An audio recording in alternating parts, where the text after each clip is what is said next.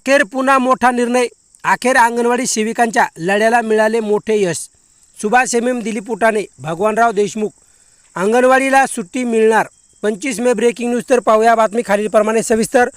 तत्पूर्वी जर का तुम्ही चॅनलवर नवीन असाल तर चॅनलला लाईक करा, सबस्क्राईब करा आणि समोर बेल लाईक क्लिक करा. नंतर तुम्हाला असेच नवनवीन व्हिडिओ पाहायला मिळतील. अंगणवाडीतल्या मुलांना उन्हात करपण्याची शिक्षा, शाळांना सुट्टी, मग अंगणवाड्या का सुरू?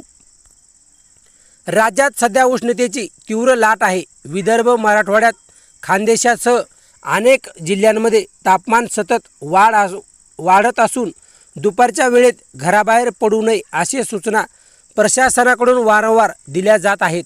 या काळात लहान बालकांच्या आरोग्याची अधिक काळजी घेण्याची आवश्यकता आहे. विशेष 3 ते 6 वर्ष वयोगटातील बालके ही शरीराने आणि मानसिकदृष्ट्या अधिक नाजूक असतात. दरवर्षी मे महिन्याच्या सुरुवातीपासून राज्यातील शाळांना उन्हाळी सुट्टी जाहीर होते. विद्यार्थ्यांना विश्रांती, कुटुंबासोबत वेळ, प्रवास, खेळ आणि मानसिक पुनर्भरणाची संधी मिळते. या संपूर्ण व्यवस्थेला एक महत्त्वाचा अपवाद म्हणजे राज्यातील सुमारे 1.5 लाख अंगणवाड्या. प्राथमिक शाळांना सुट्टी असताना अंगणवाड्या मात्र सुरूच असतात.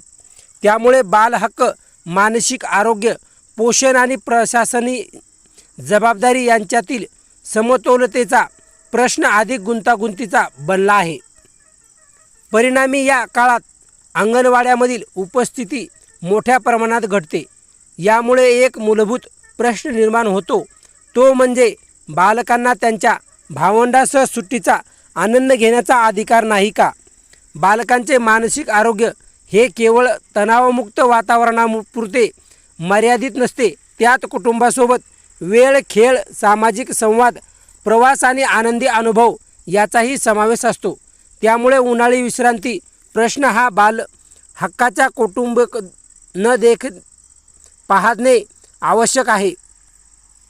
म्हणूनच उष्णतेच्या पार्श्वभूमीवर अंगणवाडी व्यवस्थेकडे केवळ नियमाच्या चौकटीतून नव्हे तर संवेदनशीलतेच्या दृष्टिकोनातून पाहण्याची गरज आहे.